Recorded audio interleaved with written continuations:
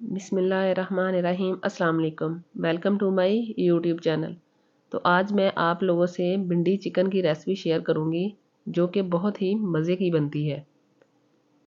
तो कुछ लोग भिंडी फ्राई करके बनाते हैं तो उनकी भिंडी अकड़ी अकड़ी सी बनती है, तो ये भिंडी बहुत ही नरम और बहुत ही मज़े की बनेगी। तो वीडियो को आपने एंड तक देखना है, स्किप आपने बिल्कुल नहीं करना। तो यहाँ पे मैंने एक कढ़ाई ली है और इसमें मैं कुकिंग ऑयल लूँगी। तो ये मैंने तकरीबन 2 बड़े चम्मच के करीब मैंने कुकिंग ऑयल लिया है और इसमें मैं कटी हुई भिंडी डाल दूँगी। तो इस भिंडी को मैंने पहले अच्छे से धो लिया था और तकरीबन 10 से 15 मिनट के लिए रख दिया था ताकि इसका पानी अच्छे से खुश्क हो जाए।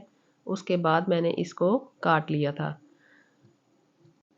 क्योंकि अगर उसी वक्त धोकर काट ली जाए तो वो भिंडी आपकी अच्छी नहीं बनेगी, वो लेसदार सी बनेगी जो कि खाने में बिल्कुल भी मज़े की नहीं लगेगी। तो इसलिए आप भिंडी को धोकर 10 से 15 मिनट के लिए रख दिया करें ताकि पानी इसका अच्छे से खुश्क हो जाए। उसके बाद इसको आपने काटना है। तो यहाँ पर हमने इसको ऑयल में अच्छे से फ्राई करना है ताकि इसका लाइट ब्राउन सा कलर आ जाए और इसकी लेस ख़त्म हो जाए। इसी दौरान अगर आप चैनल पे नए हैं तो आपने अभी तक हमारे चैनल को सब्सक्राइब नहीं किया तो प्लीज़ हमारे चैनल को ज़रूर सब्सक्राइब कीजिएगा और बेल आइकॉन भी ज़रूर प्रेस कीजिएगा ताकि हर आने वाली वीडियो का नोटिफिकेशन आपको मिल सके। तो यहाँ पर हमारी भिंडी अच्छे से फ्राई हो चुकी है, ये देखिए लाइट ब्राउन कलर आ चुका है। तो अब हम भिंडी को निकाल लेंगे। इससे ज़्यादा आपने भिंडी को फ्राई नहीं करना। तो इस भिंडी को निकाल के हम साइड पे रखेंगे और उसी कुकिंग ऑयल में हम चिकन को फ्राई करेंगे। तो ये देखिए चिकन को मैंने छोटे छोटे पीसीज में काट लिया था। तो अब हम इस ऑयल में इस चिकन को अच्छे से फ्राई करेंगे और तब तक हमने इसको फ्राई करना है जब तक इसका लाइट गोल्डन कलर ना आ जाए, क्योंकि फ्राई करने से इसकी स्मेल भी दूर हो जाएगी और आपका चिकन भी अच्छे से गल जाएगा। तो इसको फ्राई करने में तकरीबन 6 से 7 मिनट तो लग ही जाएंगे। अगर आपको हमारी वीडियो अच्छी लगे तो प्लीज़ हमारी वीडियो को लाइक और शेयर ज़रूर किया करें। तो यहाँ पे हमारा चिकन फ्राई हो चुका है, तो अब हम इसको निकाल लेंगे। तो ये देखिए ये गोल्डन कलर आ चुका है। इसको निकाल के भी हम साइड पे रखेंगे। उसी ऑयल में अब हम प्याज डाल देंगे। तो ये मैंने 4 बड़े साइज़ के प्याज लिए थे जिनकी मैंने कटिंग कर ली थी, क्योंकि भिंडी प्याज से ही बनती है। हाफ केजी हमारी भिंडी थी और 4 बड़े साइज़ के मैंने प्याज लिए हैं। तो अब हम इस प्याज को इस ऑयल में फ्राई करेंगे। तो आपने इस प्याज को ज़्यादा फ्राई नहीं करना, जस्ट आपने इतना प्याज फ्राई करना है कि ये नरम सा हो जाए। तो यहाँ पे हमारा प्याज नरम सा हो चुका है। तो अब हम इसमें कुछ मसाले ऐड करेंगे। 1 टीस्पून मैं इसमें नमक ऐड करूँगी। 1 टीस्पून ही इसमें मैं सुरख मिर्च ऐड करूँगी। 1 टीस्पून ही इसमें मैं चिली फ्लेक्स ऐड करूँगी। हाफ टी स्पून हम इसमें हल्दी शामिल कर देंगे। तो अब हम इन सभी चीज़ों को अच्छे से मिक्स करेंगे। मिक्स करने के बाद फिर मैं इसमें कटी हुई सब्ज़ मिर्च डाल दूँगी। तो ये 3 अदद सब्ज़ मिर्च थी जिनको मैंने बारीक बारीक काट लिया था, तो वो हम इसमें शामिल कर देंगे।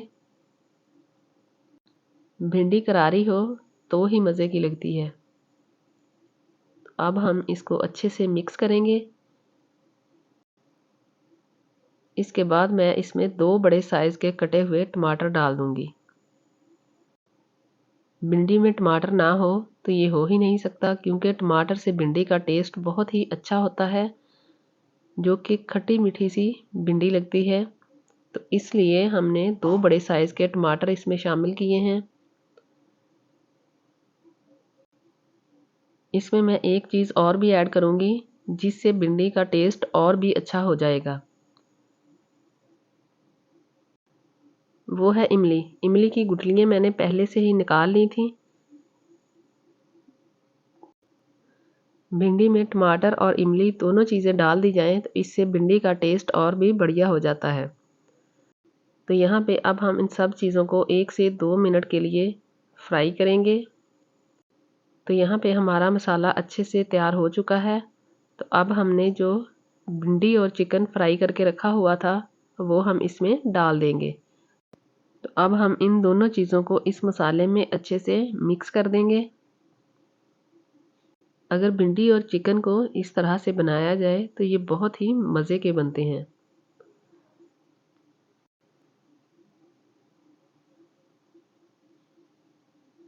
तो यहाँ पे हमने सभी चीज़ों को इस मसाले में अच्छे से मिक्स कर लिया है।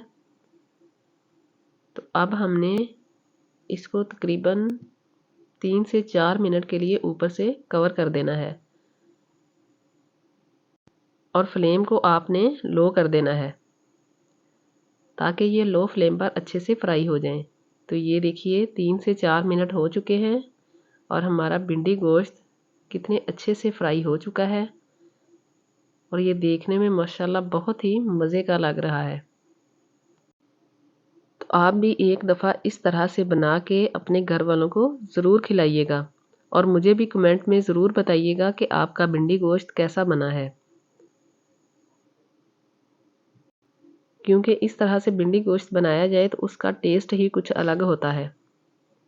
तो अब मैं इसमें 1 टीस्पून पिसा हुआ खुश्क धनिया डाल दूंगी। 1 टीस्पून ही इसमें मैं पिसा हुआ ज़ीरा डाल दूंगी